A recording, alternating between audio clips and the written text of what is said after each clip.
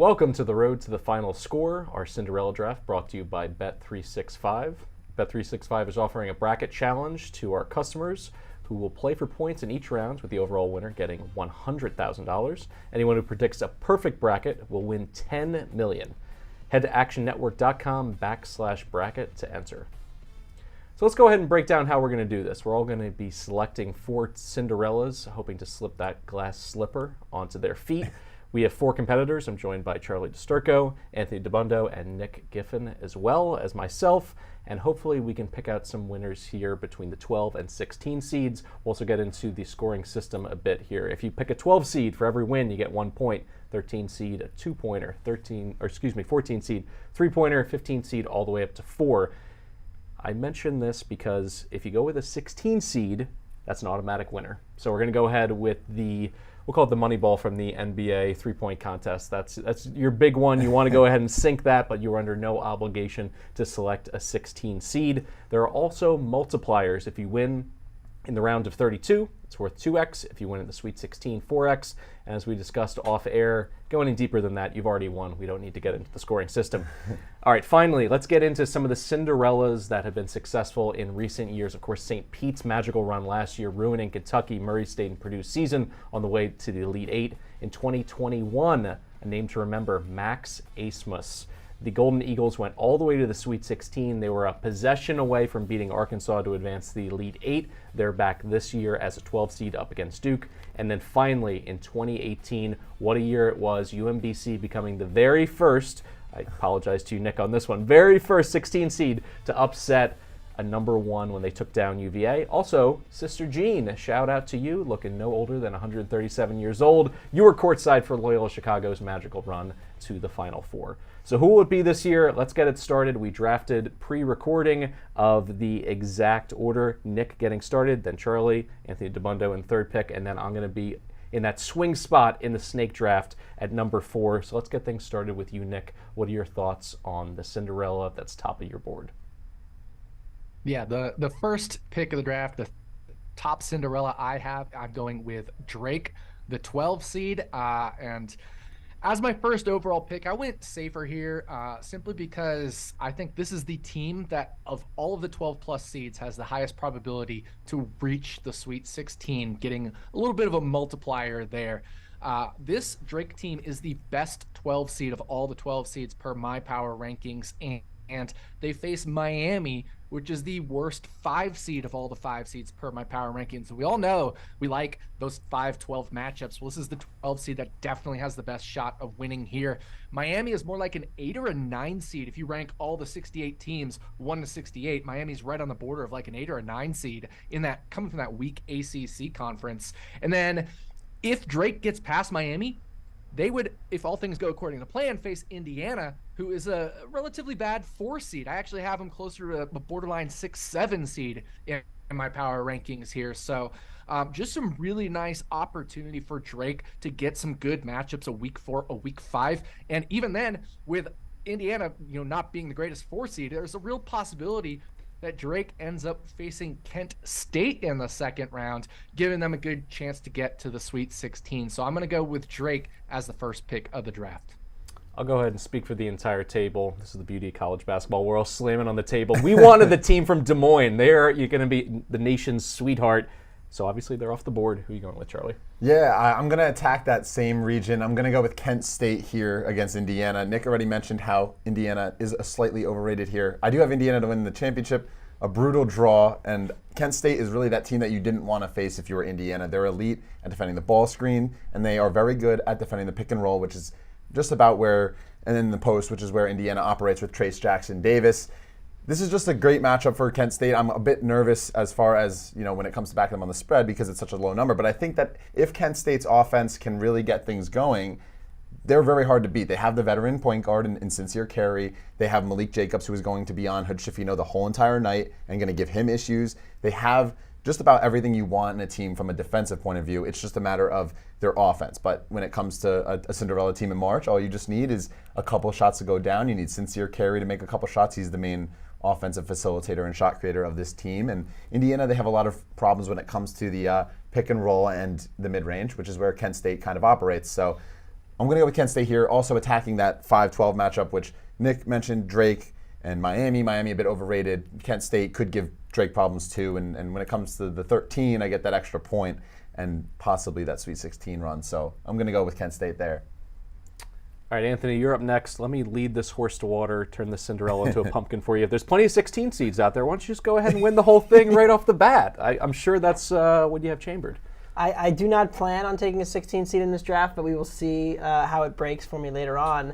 I think the two best picks are already off the board, and those were the two that I wanted at the top, and I didn't get either. I agree with you guys on Drake and Kent State, but I'm actually going to go against Nick's Cavaliers in my pick here. I'm taking Furman as an underdog. I already bet them. I agree with you there. I already bet them against the spread against Virginia in round one.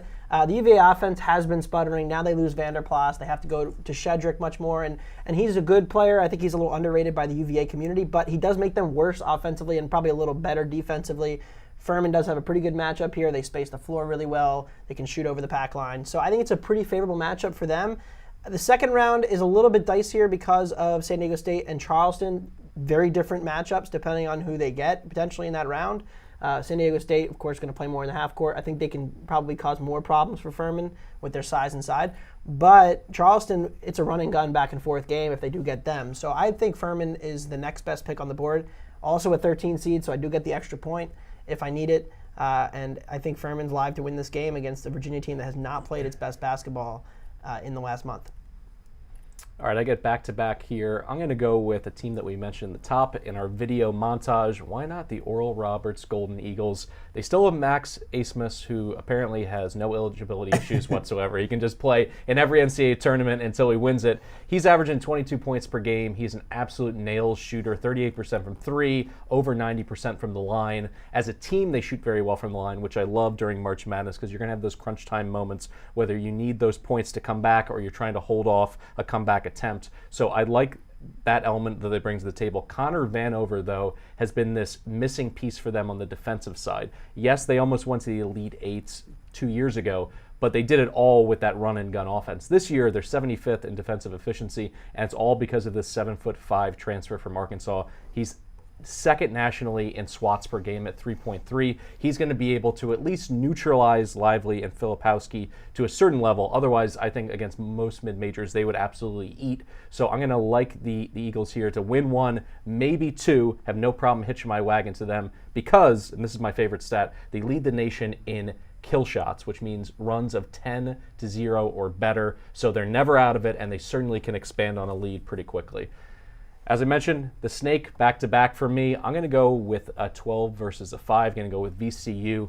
An awful travel draw for the Gales. I don't know if you agree with me, Nick, but I think St. Mary's got a really bad draw in terms of their seeding to be a 5 seed and then having to go from the West Coast all the way to Albany. That's not a great situation. Playing a body clock situation, that's 11 a.m. for them. VCU's, their fan base is pretty fervent. I think they're going to travel and they're going to have a presence there in Albany. Additionally, VCU turns you over at one of the highest rates in the entire country, and because St. Mary's wants to play slower, every turnover, the value of it is increased in a low possession game. And then finally, Ace Baldwin pulled out of a shooting slump. He came into the A10 tournament really struggling, shooting about 25% in his previous 6 games. He ends up turning it on in that tournament, and he is the straw that stirs the drink for the Rams. This is also a program that is no stranger to making deep runs in the NCAA tournament. So I'm going to go ahead with VCU here, back-to-back 12 seeds. Hopefully the multipliers don't kill me. We'll go back to Dabbundo with the 6th overall pick. So I'm taking the first longer shot, non-12 or 13 seed. We're going to Bozeman, Montana to see Danny Sprinkle and the Montana State Bobcats.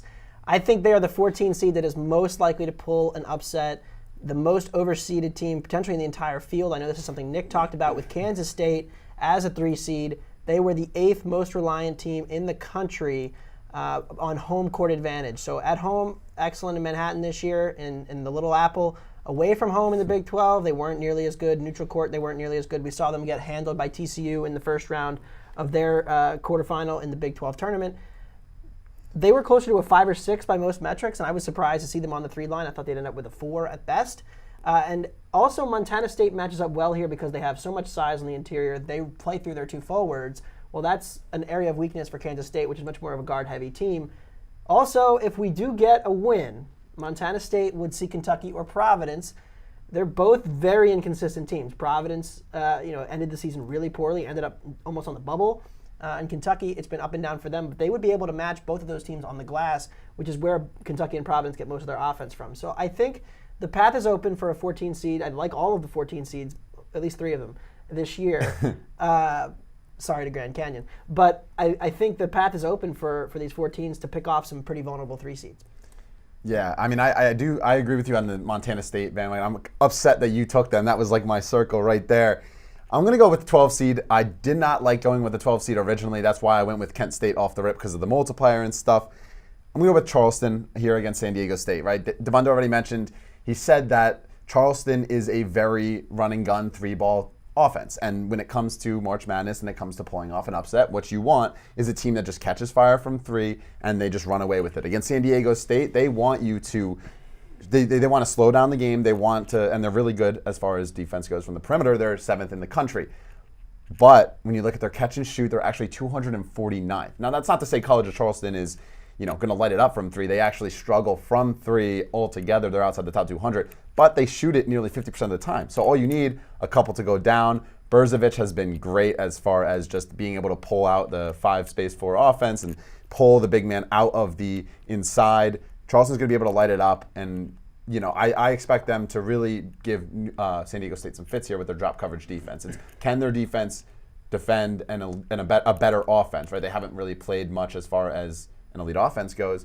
Well, San Diego State, not elite, but a lot better than what they've played this season. I'm going to go with them because they drop coverage, force people into the mid-range.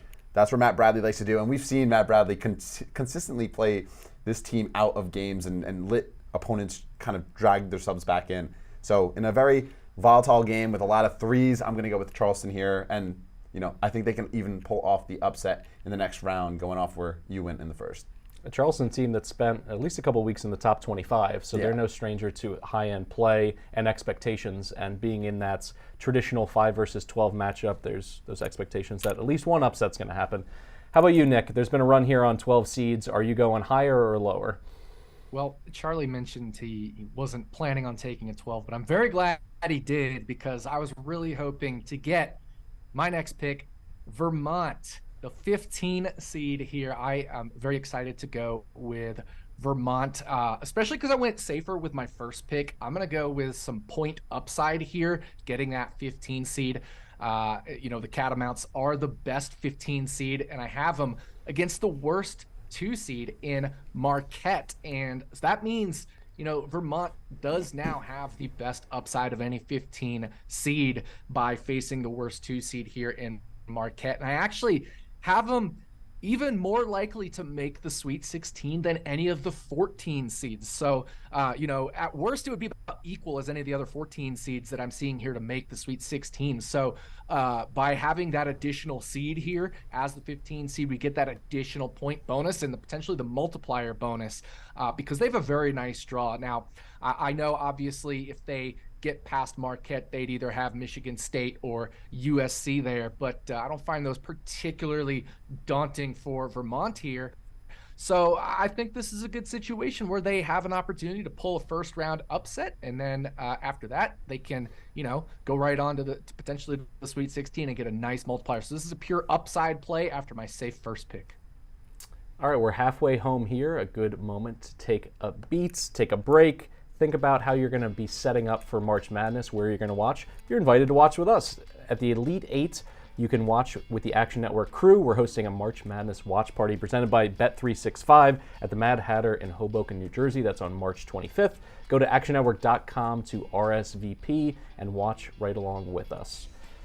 So we take a break here halfway through the draft to get some unbiased opinion on how things are going. We welcome in Evan Abrams, the Director of Research here at the Action Network.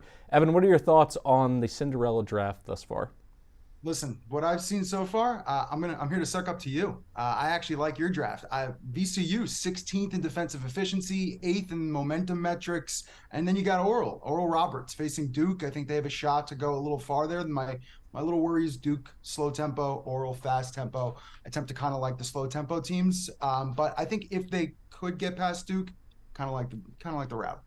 Yeah, I'm going all in on the travel body clock theory with St. Mary's really getting hosed by the committee, having to fly across the country to Albany. Not many of their fans are going to be there in attendance. An 11 a.m. body clock game for the Gales. So a difficult task up against a VCU defense that can turn you over nonstop. Now, speaking of the tournament at large, the Action Network podcast you and I went through yesterday, all of the facts and figures and nuggets and Easter eggs and all the different things that you can find when you cut up the history of the NCAA tournament dating all the way back to 1978. What are some things that you're finding, and how does it relate to this year's tournament here in 2023? I think you got to start with parity. We talked about it on the pod yesterday with Houston, and now it shows up in the point spreads. Now, I'll say this with a caveat because we haven't seen the first fours play out, which means we're going to have a few more 16 versus ones. But right now, Kansas, minus 21.5, minus 21 against Howard, are the only team as a 20-point favorite in the round of 64. And with only one, that would be the least number of teams in the round of 64 since the tournament expanded in 85 to have a 20-point spread. So parity, we're seeing it in the point spreads and we're seeing it in the futures market. Now, from a money line perspective, those 16 seeds may not be all that attractive to bettors, but there are tons of underdogs in that 11 to, let's call it 15 range that potentially could pull the outright upset. Who are you targeting? Yeah, so it's funny to say that one seeds have actually struggled against the spread in the last few tournaments. I think it's like 1-10, 1-11. It hasn't been great. But when you look at underdogs overall, the two most profitable rounds have been the Sweet 16 and the round of 64 over the last 5 tournaments. Round of 64, as I'm looking at my notes, 83, 73, and 3. So small edge, but still an edge there and better than any other round.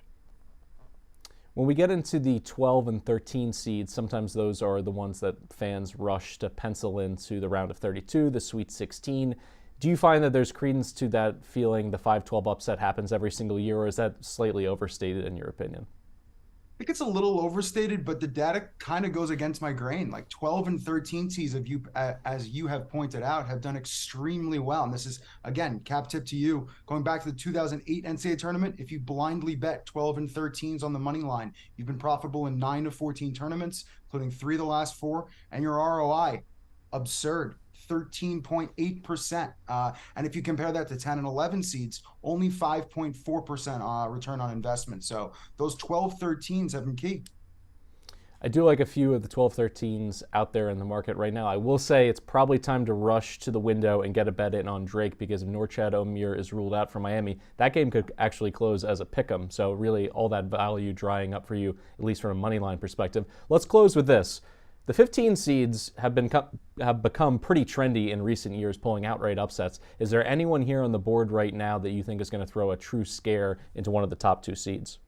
Yeah, so I think we could take it back for a second and just look at the trend and then maybe look at the teams. So 15 seeds have won in the round of 64 2 years in a row. That's only happened one other time back in 2012 and 13. And a 15 or 16 seed has never won in 3 straight years. We did see the UMBC, we've seen a Hamptons in the past, but we haven't seen it lately, and we've now seen it. So let's see if it continues.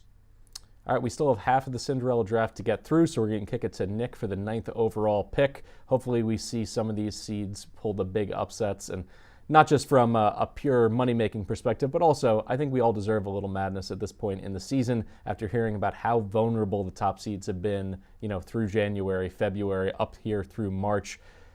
Evan, thank you so much for joining us, and I'm not just saying that because you like my picks. You are doing the Lord's work, giving us so much great intel to help us fill out our brackets. Hopefully it brings good luck. I've got my cat Parlay in the background. So. All right, now that Evan Abrams has kicked the tires in all of our picks and decided that I clearly have a commanding lead coming into the second half of our draft, I'll kick it back to you, Nick. Are you going to go with another long shot, or is there a team in that 13 to 14 line that jumped out to you? Oh, I'm bringing the heat on this one. We're going with the 16 seed. We're going to try to win the whole thing with one win. Picking Northern Kentucky against Houston here. And again, just as part of my draft plan, I took that safe pick, so now I'm going with another upside pick. Kentucky is the most likely 16 seed to win, despite playing the best number 1 seed in my power ratings, Houston. This is UVA versus UMBC all over again. Part 2. Let's look at the comparisons. Virginia was the number 1 KenPom team going into the tournament, as is Houston right now. They both have better defensive efficiencies than offensive efficiencies. Houston is also a slow-paced team like that Virginia team was. And Northern Kentucky is an even slower paced team than UMBC. That's going to keep all these possessions down, giving Northern Kentucky plenty of opportunity here to keep the game close. Houston, also like Virginia, allows a high 3-point attempt ratio compared to field goal attempts. And Northern Kentucky shoots threes at a high rate, just like UMBC. And remember, UMBC shot like 50% or something from three against Virginia. So there's plenty of three variance upside here for Northern Kentucky. We also have the questionable injury situation with Marcus Sasser. That is very comparable to what UVA went through with DeAndre Hunter in 2018, losing him. And then it got worse for Virginia. They had foul trouble early in that game. Both Devin Hall and Isaiah Wilkins picked up 2 fouls quite early on. Well, Virginia didn't even foul a lot back then. Houston fouls at a much higher rate than Virginia. So there's more opportunity for foul trouble here for Houston. Finally, it was touched on earlier with the VCU St. Mary's game. Northern Kentucky generates turnovers at an incredibly high rate, one of the highest rates in the country, even more than UMBC did, who had a high rate against Virginia. So those turnovers, again, become more valuable here. Finally, Northern Kentucky has a better win this year than UMBC had back then in 2018, which is ironic because UMBC's best win that year was against Northern Kentucky. I actually have this at about a 5% chance to just take down the whole tournament right here. So that is my 3rd round pick. Objective, thorough, a tiny half scoop of PTSD from UVA losing back then in 2018. Any emotional scars for your pick here, Charlie? No, well, other than the fact that this team has kind of caused me issues all season long. I had a feeling. There we go. Everything's personal this time of year. It's not a long-term one, but it's one that has annoyed me a bit. I'm going with UNC Asheville against UCLA, right? And when I looked at the rest of the seeds remaining, that this is my favorite team at pulling off an upset. It's the Drew Pember show. Right, this guy is incredible. He's #1 in the country in fouls drawn per 40 minutes, over 8 times, and that's perfect against a UCLA front court that has foul issues, right? We have Nuuba, he fouls a lot. Adembona, well, he fouls a lot, and he also is entering this tournament injured. Mackie Tien, not too high on him as a whole, too. So I think Pember can really take advantage of the UCLA front court, and then when it comes down to that, it's a matter of, can Pember put up 30 points? Yeah, he totally can. He averages over 20 points per game, and he shoots lights out from 3. He's really a well-rounded and a matchup problem for this UCLA team. And as a whole, UNC Asheville, they're 6th in the country in 3-point percentage. It's not just Drew Pember. They have Tyjon Jones. They have Fletcher A.B. They have enough to really disrupt UCLA's defense. And UCLA's best perimeter defender, Jalen Clark, is out. So when you look at everything, right, I have to take a long shot here. I think if everything clicks, UNC Asheville has the chance to really take down UCLA.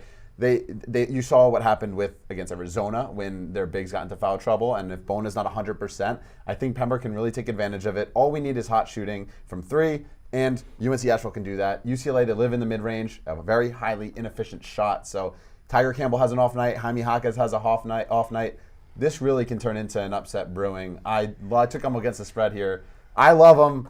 Mostly because I think they do have a good chance at upset, but also UCLA has been killing me this year. But. A 15 seed, a 16 seed, a 15 seed. Are you panicking? Is this like when there's a run on kickers in a fantasy draft? Are you going to go ahead with another high one? Or like there's better teams by seed on the board. Is that where you're going? Yeah, I'm happy to sit in this 14 range with these 14s and keep picking off what I think is a very overrated 3-seed line.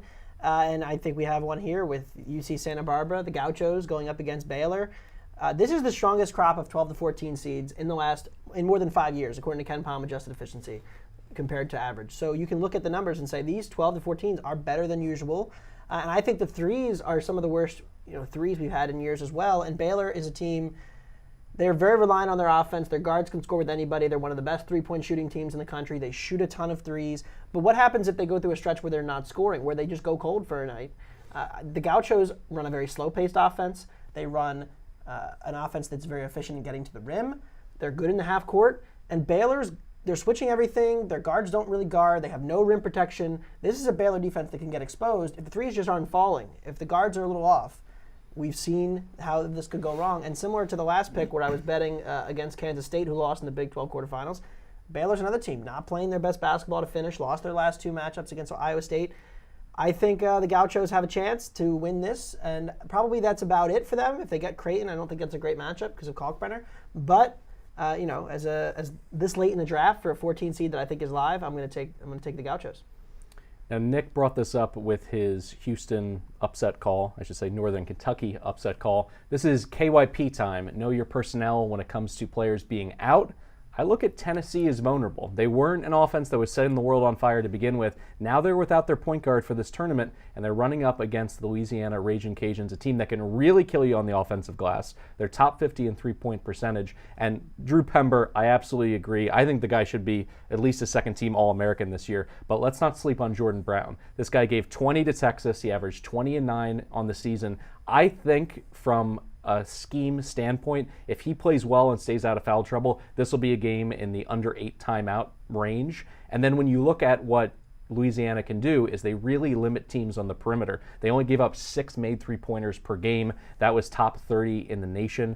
And that really can be the magic elixir to be able to pull, a team out of the fire. I don't see Tennessee doing that. I'm actually calling for the outright upset, so I'm going to go with the Raging Cajuns here. And then for my second pick, the back-to-back and the snake here, not a whole lot of teams I'm excited about at this point in the draft, but I think that's basically everybody. I'm going to go with Iona. And when it comes to mid-majors, in a lot of cases, these high seeds, there's something to love. Either they play slow and they have a very nice defense that turns you over, or they can fire away from three-point range. Iona is a little bit more balanced. They're top 80 in both offensive and defensive efficiency, according to Ken Pom. They got Nelly Jr. Joseph, so yes, he's going up against a bouncy, incredible front line for UConn that kills you on the glass. He's the last man standing between that and 15 offensive boards for UConn. I think he's going to be able to keep them off the glass to a certain degree, and Dennis Jenkins is someone who can potentially pop off. He made 6 three-pointers in the MAC title game. He's going to need a similar performance to be able to go up against a UConn team that, for my money, has real national title aspirations. But the final question here, and this is someone who's actually pretty bullish on UConn, should we be worried about Jordan Hawkins? Because at this point, the last 5 games, he's 17 for 50. Can UConn win multiple games in this tournament without elite guard play, or at least competent guard play to complement everything they do on the offensive glass? I'm a little bit concerned, and enough that I'm going to go with Iona and a coach who's looking to make that move up, not a stranger to March Madness and not a stranger to breaking hearts and breaking brackets. So I'm going to go with the Gales. Well, there's another 14 seed, and I'm with the 14th pick in the draft. I'm going to take another 14 seed, Kennesaw State, going up against Xavier in the first round. They're the last 14 seed left, and I'm not really buying any of the 15s besides Vermont, which Nick already picked. So I'm going to take Xavier and fade them. Their lack of depth in the front court is a little bit concerning. Jack Nungy, not a very good rim protector. I think Kennesaw, they run a good number of ball screens. They can get him moving and get him out on the perimeter and switch and get good mismatches on him. I think that's the biggest hole with Xavier defensively. Kennesaw also does force a lot of turnovers. I'm not sure how many they'll get against Boom and Jones, but if they're able to pressure them and create some pressure, they could turn them over enough. They're definitely on the my third favorite of the 14 seeds, but definitely one worth taking here. And it's a weak pod too. I mean, overrated 3 with Xavier, overrated 6 with Iowa State. Whoever comes out of that play-in, not too high on either of those teams. So I think that this is a decent pass for Kennesaw, and what a great story as well. Yeah, I just PTSD to when I lost Queens against Kennesaw in the conference tournament. I had them and blew a late lead. I don't know if they're free throw shooting. That's the biggest question for me with them. But yeah, and also way to UNC Asheville. You didn't even give them a shout out in your favorite 15s. But I'm gonna go with a 16 seed here, right? I don't like the remaining field. I don't like Colgate, who draws Texas and their elite athleticism on the perimeter. But I do think if I had the gun to my head, take a team here, Howard, 16 seed to beat Kansas. Kansas is the most beatable number 1 seed, in my opinion. I think that Houston has the size and the offensive rebounding capabilities to give that will eventually be the difference maker against Northern Kentucky. But Howard, they can light it up from 3. They're actually 31st in the entire country in three-point percentage. They can defend the pick and roll and in transition, which is where Kansas operates. They operate through Jalen Wilson, KJ Adams, Dajuan Harris. It's a matter that's where they attack. And Howard has the athleticism to kind of combat that, to a degree. It's always they're a mid-major team, but one thing goes right, you get hot from 3. Howard can shoot the 3. It's a prayer and a heave. I'm going to go for the outright upset than the other teams. Could win the pool with that pick. Yes, exactly. I want to go for the win here. I don't like any other team here, so why not go for a 16? You going to double down, Nick, on 16 seeds? Just give yourself a chance to win. Although we haven't even put together a contingency. What if 2 16s win? We'll get to that after this pick. What do you have for us, Nick? I don't think we'll need that. So no, I'm not going to go with another 16. I agree with Charlie. He should have picked that 16 there in Howard, but that's it. I can't go with any of the play-in 16s.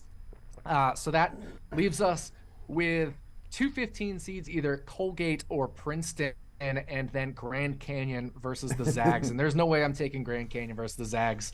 And Princeton, I don't have quite as good versus Arizona, who's an up-tempo team. So that means there's more possessions for them to assert their dominance there. So I'm just going to go with Colgate simply because it's the best of the rest. I have them the most likely team to win one more game. So that's all I'm going to do is I'm just go for that one win against Texas there. I don't have anything else to add to that. I'm left with the scrubs here because, I was fortunate enough to get that Drake first pick. So we're going to go ahead and recap the 4 teams that we each have. I'm feeling pretty good about my 4-pack because I have 4 superstars. I got Oral Roberts, that means Max Acemus. I got VCU Ace Baldwin, really playing his best basketball at the right time. Louisiana Jordan Brown, who I mentioned, he could be a 20-10 guy against Tennessee. And then finally with Iona, Nelly Jr. Joseph, remember the name. If he goes off in this game and gets a double-double, I think they're going to be in a dogfight down the stretch against UConn. How about yours, Charlie? What are your 4 teams? Yeah, my first pick, Kent State. I think they can give Indiana problems. They're a top 30 defense in a lot of metrics, including the 3 and turnover rate. So I think they can give Indiana a problem. My second pick, I went with Charleston. They're the best of the 12 seeds that I had left. And then my third pick, UNC Asheville. Dabbundo doesn't like them, but I do. I think they can give UCLA some problems, especially a banged up one, and if they get in trouble with fouls. And then with my last pick, I'm going for the end game. I'm going to win it all with Howard against Kansas. Anthony? So I have no 12 seeds, but I also have no 15 or 16. So I'm sitting right in the nice little mid-range, and I think I like that spot to be. I've got Furman, who against I think the most vulnerable 4 in Virginia. And then I'm picking off all of these 3 seeds that I think are overvalued, and it's Xavier, so I've got Kennesaw State against them. They're probably my third favorite of those. The Gauchos against Baylor, overrated Baylor team that doesn't guard, and then the third one being Montana State. Montana State, right? Yes, I forgot my Sprinkle, Bobs. your I know. boy. My first pick. It was so long ago now. But yes, my Bobs in their matchup as well. I think they get an overrated team as well. So I'm rolling with the 4 teams. I think that's the inefficiency this year, and hopefully we get some big upsets and I can get the bonus points. Let's not forget that you did like a month ago say Baylor had a chance to win the national I did. title. I thought their defense would be better with JTT coming back, and then it just never really materialized, and so that ticket is very dead. If one more Action Network expert tells me to bet Montana State, I'm just going to have to get a sprinkle on the money line T-shirt and just put that out there into the universe. Nick, how about your 4 teams? Just lay it out for our audience real quick. Yeah, so I went with Drake as the first overall pick, the 12 seed there. Love their little section of the bracket. Next, I went with Vermont, simply because that is the best 15 versus 2 seed matchup and gives me some upside there. Finally, I'm going to try to win it all with Northern Texas. This, again, like I said, is UMBC versus UVA all over again in that Northern Texas-Houston matchup. And then finally, I was left with Colgate, so that's where I went, just trying to hopefully get one win there. This has been Road to the Final Score, our Cinderella draft now complete, brought to you by bet365. And bet365 is offering a bracket challenge where customers will play for points in each round, and the overall winner will receive $100,000. And an added bonus, anyone who predicts a perfect bracket will win $10 million. Head to actionnetwork.com/bracket to enter.